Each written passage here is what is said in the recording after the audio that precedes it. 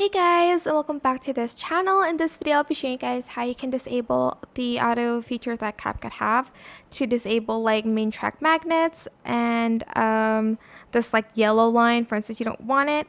So for the yellow line, you have to turn off this one, and it won't be there anymore. It's the preview shift one. This is the turn off linkage. I think it links between like videos and music. This one turns off auto snapping. So here I'll show you.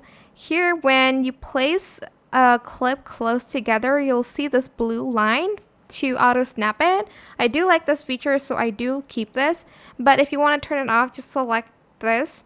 And as you can see, if you place it even like close to the clip, it won't have that blue line. And this one is the main track magnet. I also like to have this. So if I have this enabled anywhere, like if I put the video like here, it will snap it to the main track.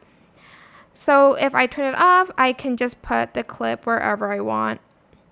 And that is it. Super simple. I hope this tutorial was helpful for you guys. Don't forget to like, comment, share, and also subscribe to this channel if you haven't done that already. If you have any more questions, just leave it in the comment section down below. I will try my best to answer them all for you guys.